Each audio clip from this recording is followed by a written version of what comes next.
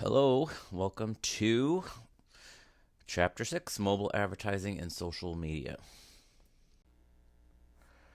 The objectives for this chapter discuss the roles and key mobile advertising players, the landscape, and a lot of that will sound familiar to you already by this time.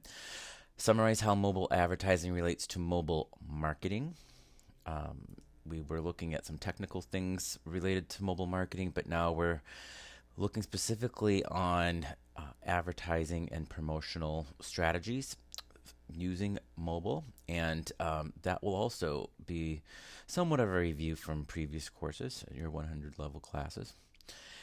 Describe the ad execution process, and really the strategies around traffic building and engagement are what we'll key in on, and those two topics are the things that probably are going to be important for you to consider for your individual assignments, right? And we'll talk about some ethical concerns, as we usually always try to do each chapter, and the responsible use of the mobile marketing airwaves, and discuss briefly programmatic and real-time bidding strategies. And again, a review from your digital marketing class, and similar to really any platform's programmatic and real-time bidding strategies, algorithms, and knowing at the heart of it that it's really just about ensuring that the content you're putting out there is of high quality and meaningful and engaging, and if it's not, things will be harder to place, and you'll be wasting more of your money, right? Here's a list of the technical terms. There's a lot with this particular chapter. Many of them are very commonly known and or review. There are some companies and associations that have helpful guidance and information. You don't necessarily have to know them deeply, but just to be aware, if you want to be creating some advertising mobily, there is a lot of free and helpful guidance that exists through many of these organizations. There are many metrics to be aware of when you're conducting mobile advertising. It varies by platform that you're using and or what your objectives are to begin with. A lot that you would like to measure really can't be measured, but having said that, having some clear objectives and knowing how to optimize your campaign as it's running, understanding what metrics and measures you want to be looking at the beginning, at the outset, is very important and will be highly contextual to, again, what it is you're trying to accomplish and what you want your target audience to do. What is the call to action? What are you hoping to prompt them? Is it a sale? Is it awareness? Is it driving them to a website? Any of those things. Knowing what it is you're doing through your advertising should be at the forefront of your thinking as you design your advertising campaign. And the Interactive Advertising Bureau, IAB, has a lot of guidance, and much of it's free to help you create content and understand how to put your ads out there in the mobile universe, right? And yeah, here you go. More of all of the same. A lot of vocab, right? Again, most of it I think is are things that you're going to be already aware of, and we will go into through this lecture, right? Anything that's still not easily understood by looking at it, once you finish this lecture, you should go back to the reading and look into it a bit more so you can study it and make sure it's put into your long-term memory. Okay. All right, so here we go. Mobile advertising. So at the heart of all advertising, obviously, is you trying to connect to your target audience, making sure that you are offering them something of value that is engaging, and knowing how to find them, right? So knowing who your target audience is and how they interact with mobile devices and platforms is critical because it will drive the design of your content and even how you go about asking for the call to action that you are planning on. Knowing those things again from the beginning is very important, and of course, always testing it out over and over and over as many ways you can before you fully launch any ad campaign online. That's good advice, even when you're not doing a mobile campaign, but particularly important for mobile campaigns. And always remember your mobile first design principle. If it shows up on a cell phone or a mobile phone well and the way you want it, it's much easier to replicate it across other devices. And so keeping things simple is really important, but you want them to be bold, impactful, and on brand. Make sure your brand assets and identity are always clear. And test, right? You will be paying for advertising through any platform that you will be utilizing, right? And anybody who owns any type of mobile environment, web environment, social media environment is considered a publisher. So anyone that you're going to pay for advertising would be the owner of the media or the publisher, right? And so their whole goal is to make money from your advertising. And so knowing what the pricing is really important. And if you're working for a smaller business or if you're doing this for your own business, it's important to start off very small. And in some cases, you can do many things at very low cost or free, but start small and build out your strategy once you are really certain of what the costs are, because you want time to optimize your ad campaign to make sure it's hitting the right people at the right times in the right way before you start putting more of your own finances into the campaign. Okay, that would be good advice no matter what size of enterprise you are working with to advertise mobilely. All right, so the advertiser, if you are a company that's wanting to sell a product or a service, or even an organization that's creating awareness, you are the advertiser. Anytime you're going to pay to promote something, you are the person who is advertising, and the publisher is the place or the owner of the platforms in which you want your ad to run. And ad networks are a multitude, a constellation of companies that will help you place those ads, will buy the placement, and of course they're more than willing to charge you for those services as well, but they will oftentimes provide you a full suite of supports to make sure your campaign's being launched across the platforms you're hoping for in the way that you want, and they oftentimes will take over the work of optimizing that as well. And social media networks, of course, you're familiar with all the different platforms in which people engage, Facebook, Insta, Snap, whatever you crazy kids will invent next week. Those places and spaces where we interact with one another, sharing content, they exist because of ad sales, right? You're not charged typically for any of those things, so they survive. Well, they do more than survive. They thrive off of our ad dollars. Okay. Demand side platforms and supply side platforms are entities that will sell you the ad space and or create the ad space, right? So you're going to be looking for places to place your ads in a way that is as cost effective as possible, and your demand side platforms are going to be more typically the places where you're going to find the advertising space to launch your campaigns and reach your target.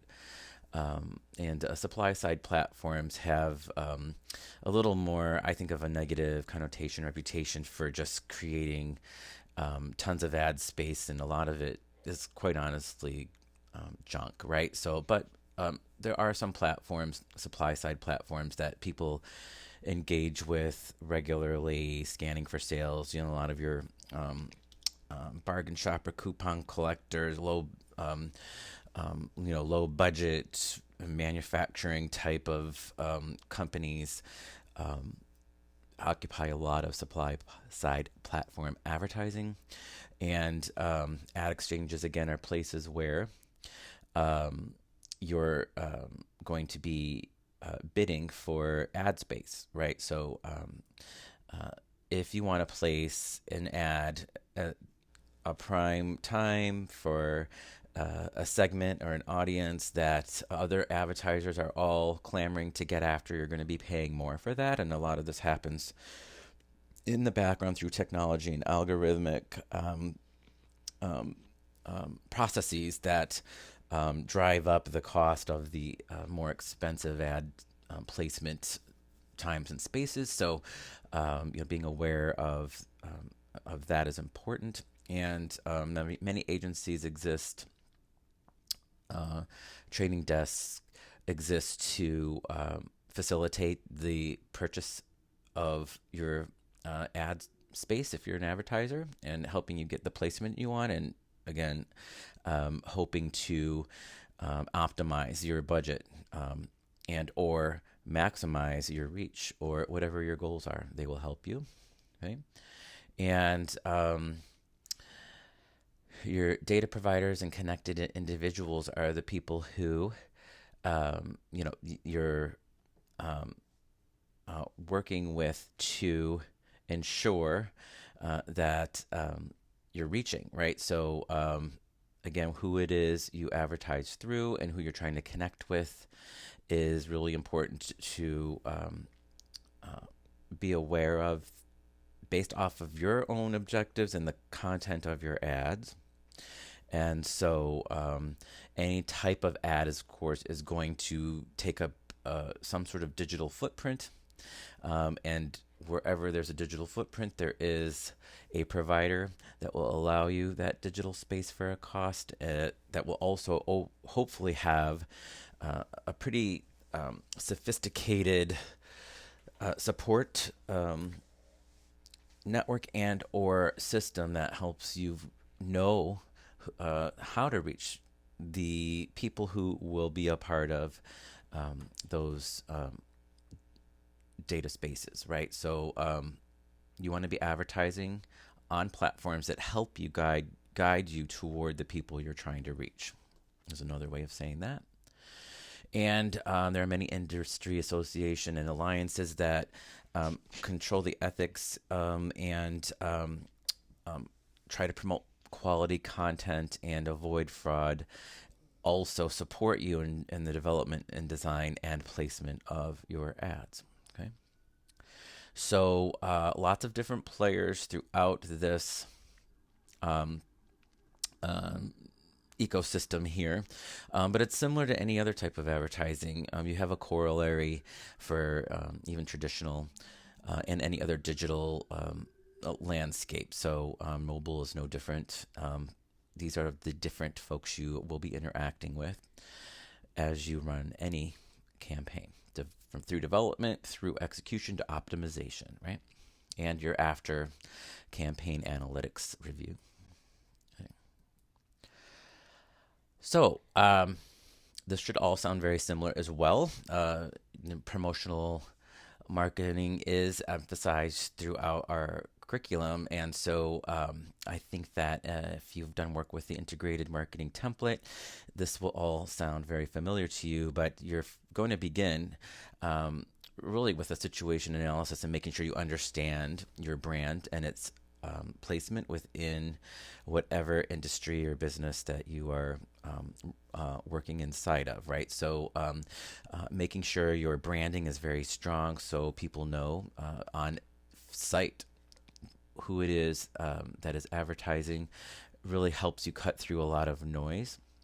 And to the extent that you are representing a brand that already has that level of awareness and that level of brand equity, identity. It makes your job a little easier if you're working for an unknown or new enterprise. You want to make sure your branding stays consistent throughout all of your advertising, whether you're advertising mobilely or through traditional media.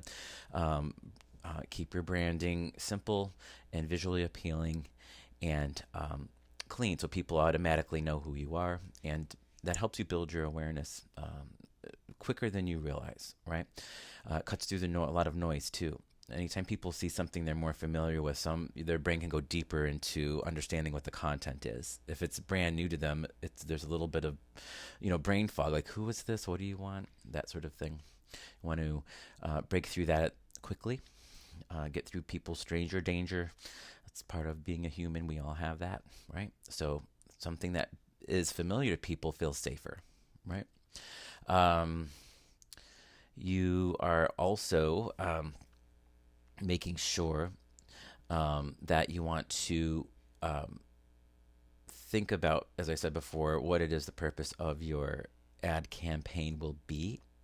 And if you are intending to make sure you want to drive them towards purchasing something or any other type of call to action, you want to make sure that you can measure whatever behavior it is that is the central focus of your ad campaign. So making sure you're identifying what's going to tell you if this ad is having the effect you want on people's behavior is very important. And so a lot of times as you add more metrics to your campaign, it may cost money. So you have to scale down just to make sure right out of the gate that you have some type of measure that will be something you can follow formatively as the campaign runs, so you can optimize it and pay for those things first, or make sure they're there for free. In some cases they will be. The more complex and more really informative types of metrics will cost more money. What you're really always trying to do, though, is see if the campaign is having the impact that you want it to on the behavior of your target audience. So if it is a sales-focused ad campaign, you should be seeing an increase of sales around whatever product or service. It could just be general visits to a brick and mortar store or an online marketplace or website, but you should see the uptick that you were hoping to see.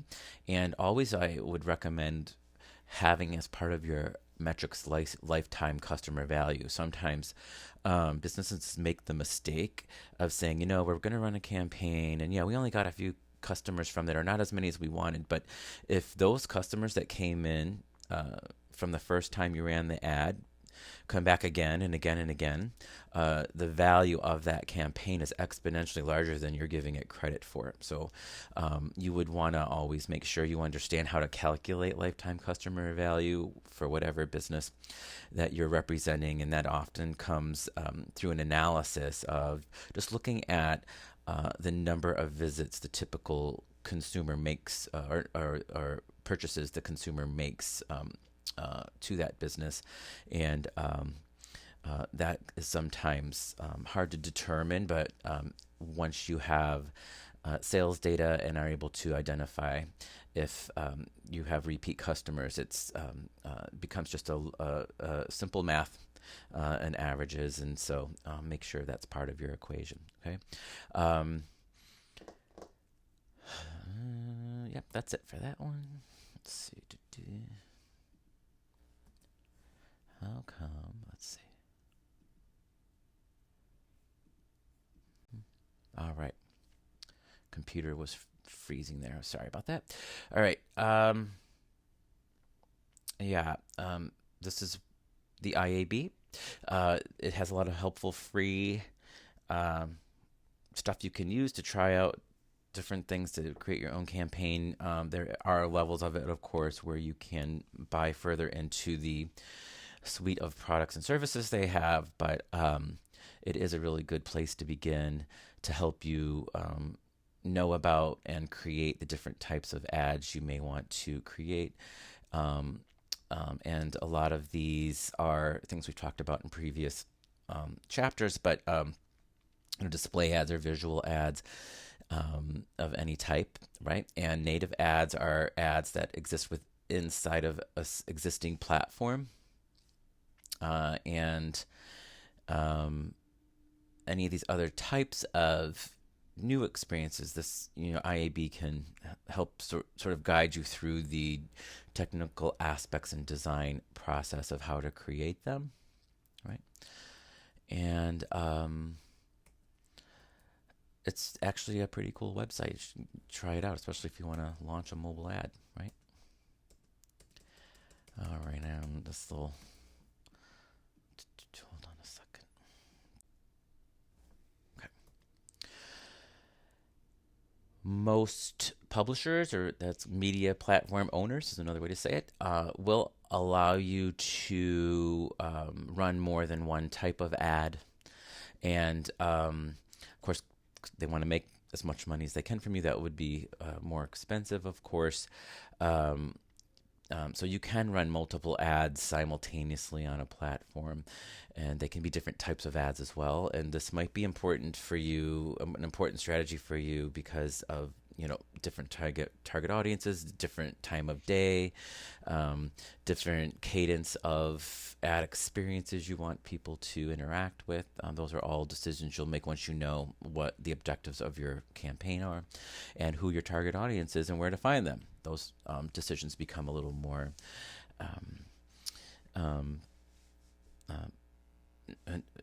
noticeable, and also I was going to say decisionable, but I don't know if that's a real word, but hopefully you get what I mean by that.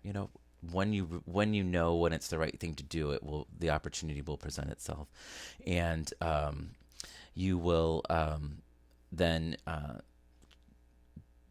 go through the process of trying to place your ad, and that's when you have to get into the bidding process, and that's when you become more aware of how much what you want to do will cost.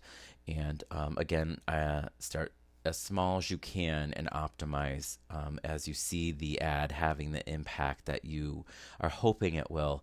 You may have gone through several days of analyzing if your original plan was working, and tweaking it as you go along before you commit to a longer term and more expensive campaign, right? Different places that you can buy ad space, of course, depends on the platform. Header, footers, and sidebars are common, and really, you get to know this as you look at the different platforms, and or if you're a user of a platform, you probably don't even think about it too much, but you just expect subconsciously to see ads in certain spaces, and sometimes it's easy to tune them out. So, knowing how to, again, keep your ads as simple as possible is always a key goal. If there's too many words or it's too busy, it's going to be covering up people's content, be intrusive, and also just too much for people to digest as they're quickly moving through whatever the content of whatever site they're on, right? Interstitial is when you see ads run in between things. This is common in mobile games, where once you finish a level, an ad pops up. Native is when there's ad space that appears within the feed of a platform. Very common. Facebook, Instagram, for you to be scrolling through content and an ad pops up, right? Or you're going through the video reels and you'll see some content and then an ad, some content and then an ad. Just like watching TV. You see the TV show, and then every now and then a commercial comes up, right? Do people still watch TV? I don't know. All right. A publisher, they want to help you have more people see your ad, right? So this is how they make money. So in theory, their algorithm is optimized for this purpose, but they all usually have their own advertising modules or platforms, or even academies, and they're usually for free, and that help you understand how their ad ecosystem works within their platform, right? but they're going to give you the tools to help you create good content and figure out how to make sure your ad's successful. It doesn't mean it will automatically be, but they do have help for that for you. And here we go again with this. Okay. I would say that this is still very up to date. Yes, video ads are really the most engaging of all ads, and it's continuing to be the case. And as annoying as banner ads are, they're still coming in number two, and that's just because of how many times. How much airtime we all give to our mobile devices and all of the platforms that exist on our mobile devices, right? So more and more, this is truer and truer, right? So doing a video ad is going to have a lot more impact than just a display ad, for instance, and it is worth your money to do banner ads, even though it doesn't seem like a 20% or lower engagement rate with an ad is very great. It's actually super competitive when you look at all the other different types of ads. Going back to an email example, which has a 1%, lower than 1% response rate, you can see anything that has double digits interaction is a really great spend, right? A bang for your buck for your advertising dollars. And this is more and more true with each passing year. And I think it's true more for just Americans, but particularly in American culture, 40% of our time is spent watching videos on mobile devices, right?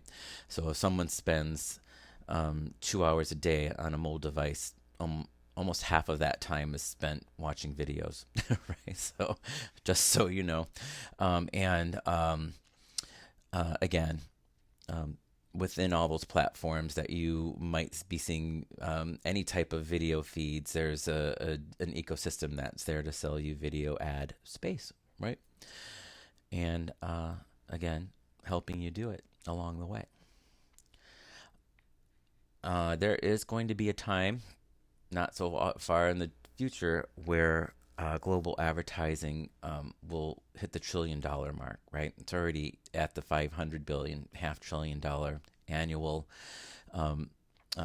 spending, and mobile advertising alone is almost 10% of the world's GDP, which is an enormous industry, an enormous amount of wealth going into mobile advertising. Okay. The platforms, of course, are profiting from this most, but even small business owners, and that's one of small businesses, now have an entry point into the mobile ad space that allows them to compete with much larger enterprises. So really, from all levels of business and all levels of organizations, you're going to be benefiting from creating awareness or even creating sales, depending on your objective, by entering mobile advertising.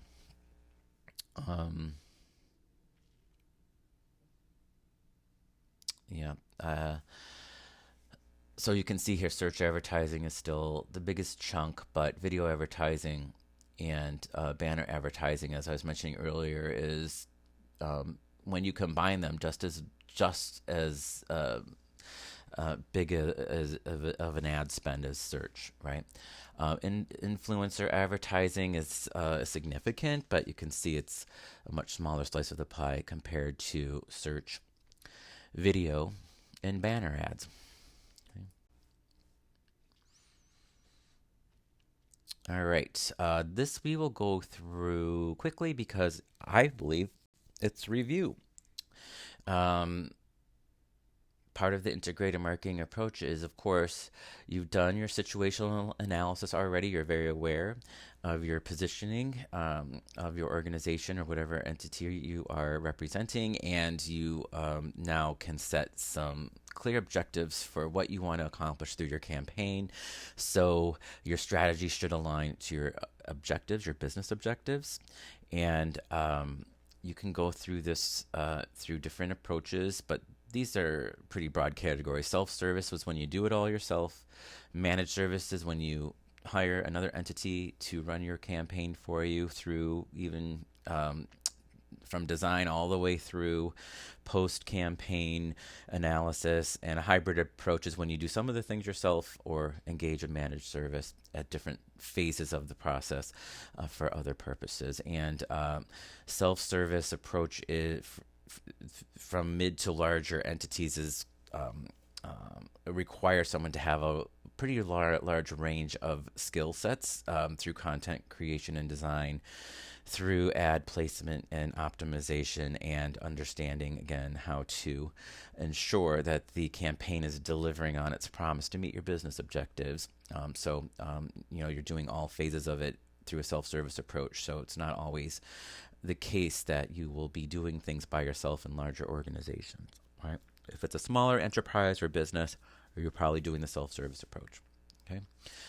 Unless you have a lot of money and you can hire others to help you with it in different points of time, right? Choosing the right platforms and networks really comes down to knowing who your target audience is and how they use their mobile devices, what platforms they're on, and where and when you're most likely to reach them at the moments you want to. Programmatic advertising will help you once you set parameters around where and how you want your ads placed. Will be done by computers, even AI to a larger and larger extent with each passing year, but it's all algorithmically designed to help place your ad in the spaces and places that you ask it to. And oftentimes too, this is where you can get a little bit of trouble if you try to go too big too soon, where it's placing your ad and you say, well, I'll pay for each conversion or a call to action that I'm looking for, and you end up having more people do that than you expected you're going to pay, right? So be careful. Ad delivery and timing is super critical to keep an eye on at all phases of the campaign, but particularly at the beginning, to make sure it's having the impact you want, and also that you're able to predict, if you scale that campaign out, if your budget is going to be able to be sustained throughout the campaign, right? And knowing when to incorporate other types of media into your mobile campaign. Other types of digital advertising. Are you driving people to a website? Is your website optimized for the user experience that you're hoping for? And making sure all of your creative, your content is where it needs to be on point, helping create that brand awareness identity, and also designed to impact the behavior you're seeking from your target audience, right? There are a lot of different strategies you can take for ad timing, and again, it depends on your objectives and what it is that you're hoping happens as a result of your campaign. But you're looking to have a moment where you're hitting the person right when they're most likely to engage in the behavior that you're hoping for. And this is challenging sometimes, but there's different strategies you can follow to optimize this, right? But if you, can think about geofencing, or there's this other concept that we'll talk about called geoconquesting, where an ad gets triggered whenever a person is nearby a brick and mortar location. You will have a much higher rate of people responding to that ad, especially if it's a coupon or a sale, or even a promotional, a product, something that people are interested in. But knowing where to create that geofence would come down to you knowing your business and where you want people to engage in some type of behavior. Sometimes it's event driven. Sometimes it's weather driven, as you saw in the Pantene case study, where they would send advertisements out for products that help people that had hair that reacted to moist weather, right? So they would be connected to weather reports and able to engage that campaign in real time with almost, really just a day or less notice in some instances, right? So you're trying to think of, again, your target audience and when is the best time to reach them. Okay. There's even cases where I think Ford was running a campaign where they geofenced an ad to trigger anytime someone was at their competing competitors' auto dealerships. So you would be going into a Chevy dealership or a GM dealership, and you would get an ad for a Ford saying, "Hey, we can do better," that sort of thing. That was highly effective, right? Knowing the product. If you are a coffee shop, when is the peak time for your business? Probably before work is when people most commonly drink coffee, but depends on where you are. There are other spaces and places where coffee shops have some peak times and busy times at different hours of the day. Or even to create business at times that are slower. Sometimes you want to build some business around a product you want to sell in the middle of the day, a lunch item, or at the end of a day. So you want to always be thinking about not only your consumer but your business, but also your product line. So,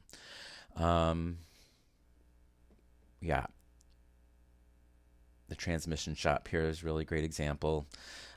People drive a lot more during warm weather, and especially regionally, this is more true than other places, perhaps. But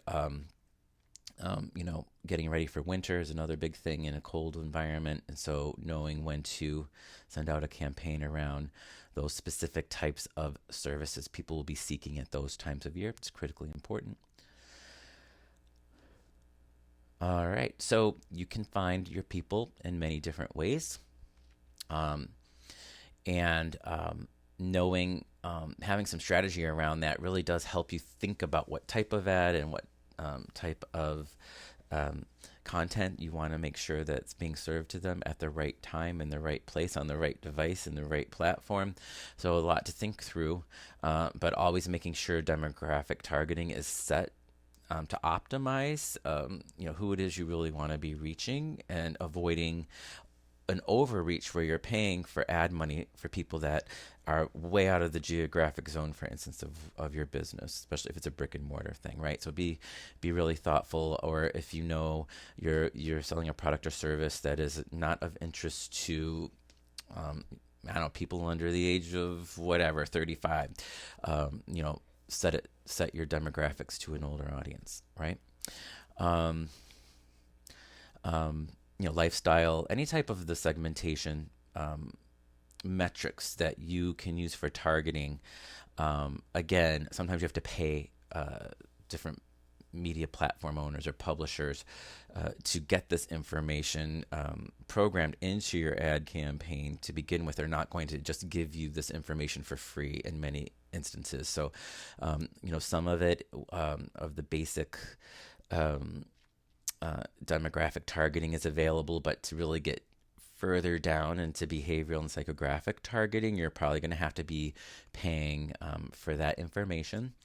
There's probably hundreds of thousands of I don't know if it's quite that many, but there's a thousands and thousands of organizations that just collect data on different types of segmentation populations that they believe are of value to people who are running businesses, and they were selling that not only to advertisers, but they're also selling that intelligence, that data, to all the different media owners publishers, and that helps them set their pricing, right? Device targeting is important to know which devices that you are most likely to be reaching people on. If it's their mobile phone, again, mobile first design is really important to be thinking about. And if you think that people will be using multiple devices, of course, you want to use responsive design, which is usually an option you can just always count on being there for your ad design, right? But always ensure that it is. Make sure your ad will conform to it to the different types of mobile devices people use, which this day and age are basically mobile phones, tablets of some sort, and or laptop computers. And you know it could also be true that someone has all three of those devices in front of them, right? Especially if you're talking about a family, it's probably the average that there's at least 3 to 4 mobile devices near any family that's watching TV or streaming. Very few people. It's becoming a less and less of percentage of people just sit and watch a show without any other mobile device around them, right? Forget what the actual statistic is on that, but I think it's more than half. It's almost now around 2/3 or more people have some type of mobile device in addition to watching the television or streaming. No one's just watching TV anymore, right?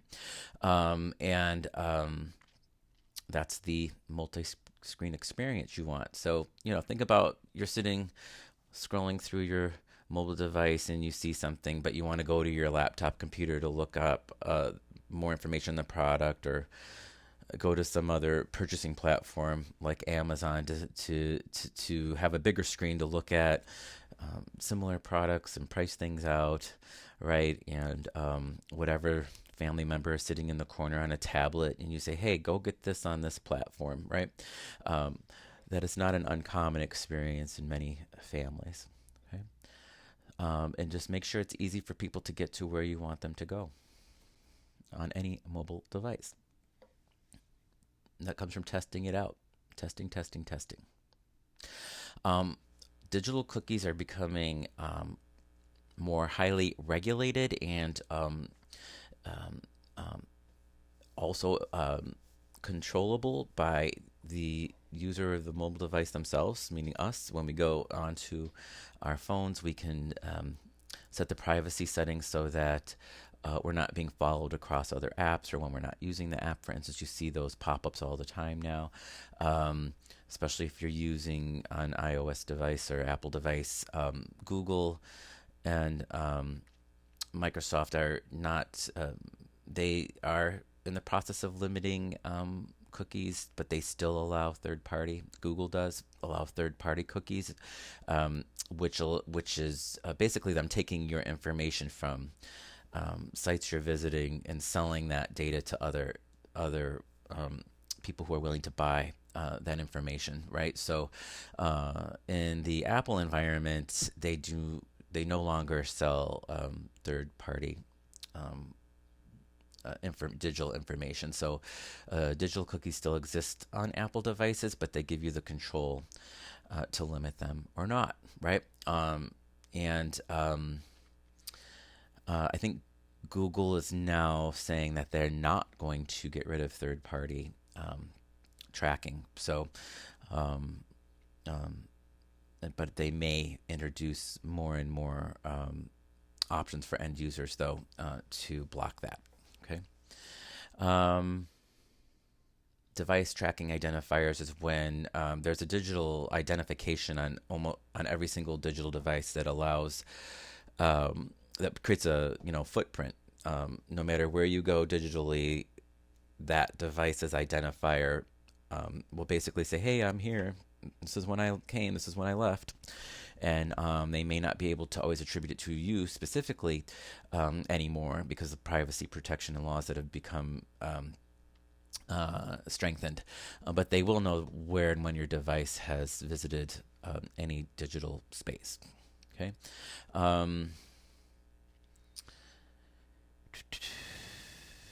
yeah, I the trend is was toward enhancing privacy concerns, but we are hitting a point of time of regulatory backlash. I think this was a sore point amongst Silicon Valley folks of feeling overregulated around these things, and so there's a lot of backlash there, and it's one of the reasons Google's backing out of their promise to end all third-party cookies, and so there's that, but at the same on the same hand, it is becoming more and more unacceptable to not allow consumers or end users the ability to control their privacy settings. So you're seeing both things now sort of trend towards giving people more power in their hands to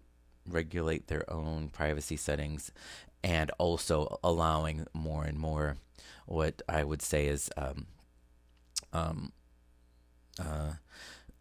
deregulated privacy on an industry level, right? So, things are going in both directions now, I would say. That may change in the future because sort of a pendulum swings back and forth.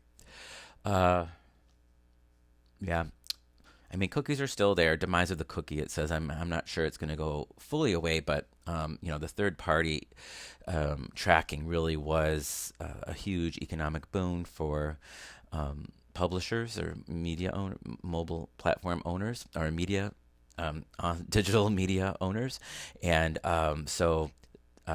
took a big hit. There was a big kerfuffle when Apple was the industry leader in allowing users to set their own privacy settings, and so some lawsuits and back and forth. We still have first party cookies, but third party cookies are sort of going to a lesser role, and we now have mobile device trackers that ensure that the identity of the user of that mobile device is never connected to the digital footprint of the device, which I don't know, I'm a little sus about because it's not always hard to show who owns a device as they move across the digital landscape. Different platforms that share information could possibly help, for instance, law enforcement know with a reasonable degree of certainty who was using that device. But it's becoming harder and harder for advertisers and publishers to make those determinations.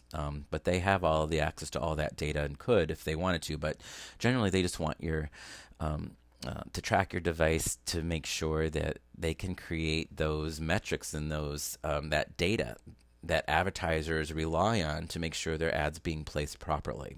And so they're willing to go down the road of increasing the personal privacy and protecting the personal identity of the end user, but they still want to protect the ability to track that device and create some analytics around that digital footprint so that they can sell that data and also guide advertisers to spending their money in a more efficacious manner, right? So, it's a balancing act.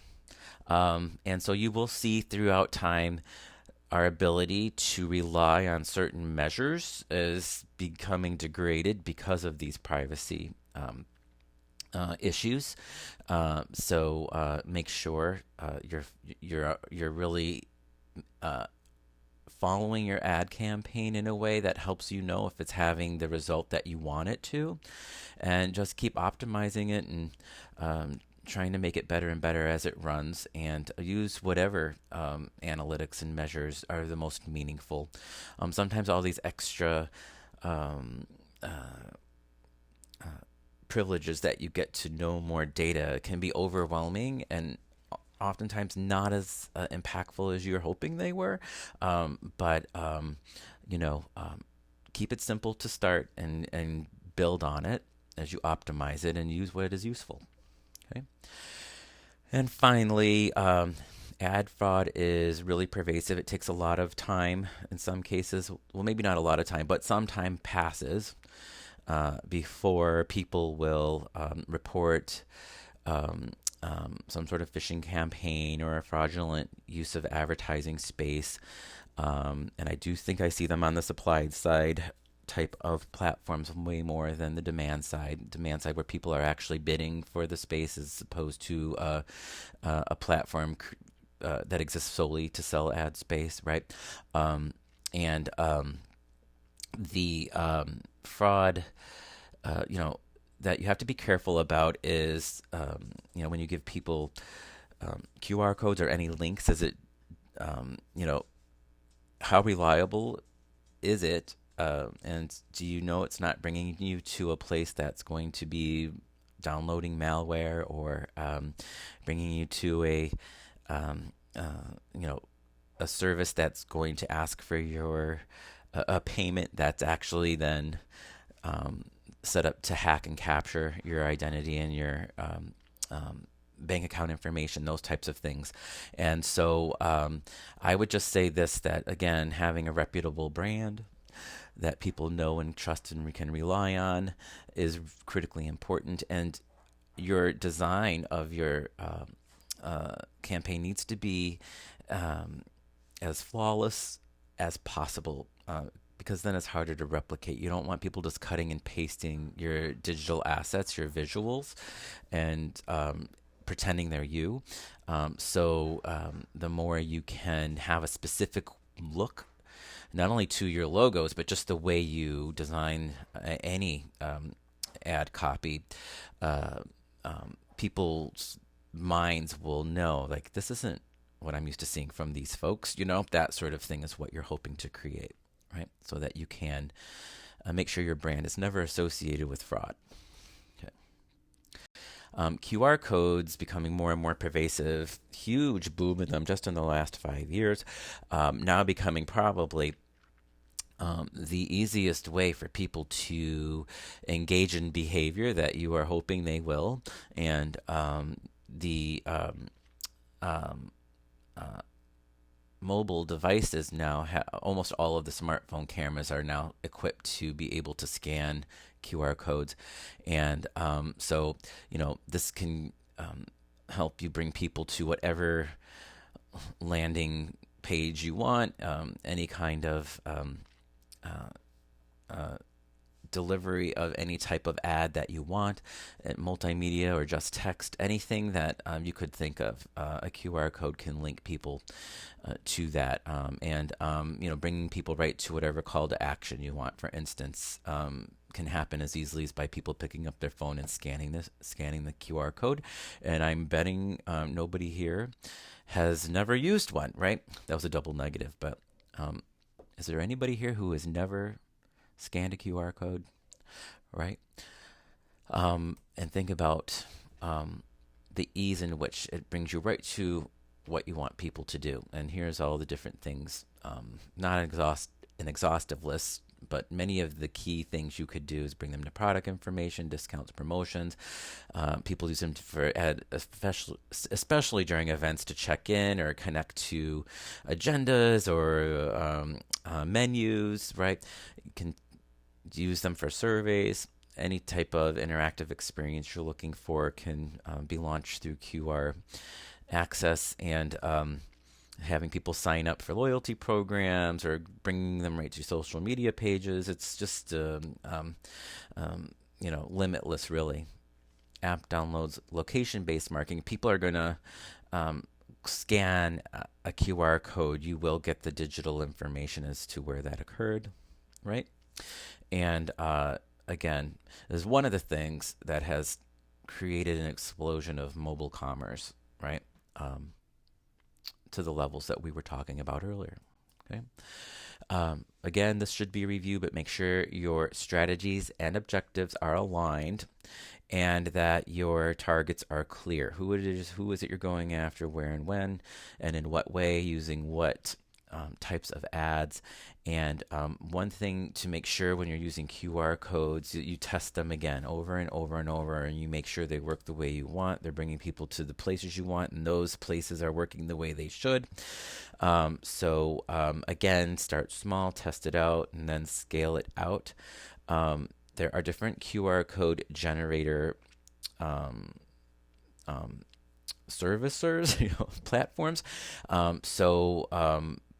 Some of them are more simple and some are more complex. The more complex your QR code is, the denser it will be. And sometimes the issue with that is some people's phones don't always connect to them as easily. If your QR code has more data embedded in it, there'll be less white space, and sometimes some phones have a little bit of trouble connecting to them. So again, testing them out is really important. And maybe you need to go to different QR code generators to help make your QR code design more accessible. You want to make sure you continuously test your QR codes as often as possible.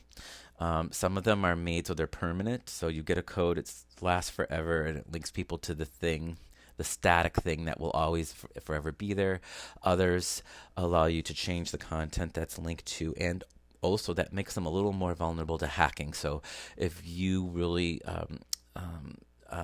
want to make sure you're protecting your brand, and you have a QR code that can be or the content that it's connected to can change, you want to just always make sure you're testing it to ensure that it's taking people to where you want it to go and fraudsters haven't taken it over, right? Steps 5 and 6. Your QR codes are integrated into all your media and show up clearly and how and where you want them to. And you're testing that, and you're also testing them wherever they appear before you launch your ads, right? And again, your integrated marketing approach that you all know so well already really helps you understand this. Wherever it is, this QR code is appearing.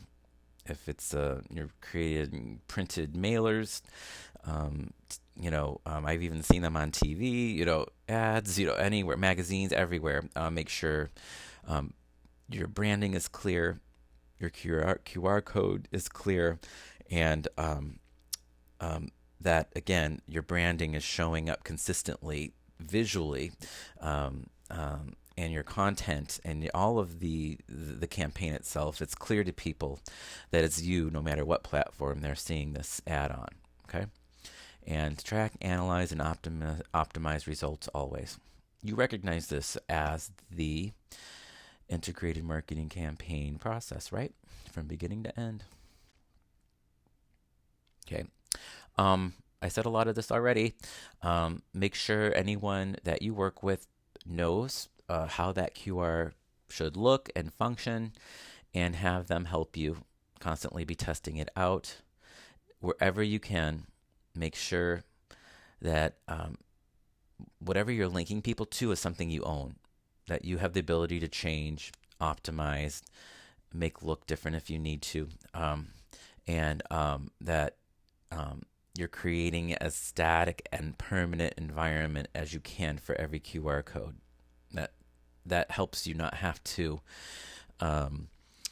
constantly be testing them to make sure they're functioning the way they need.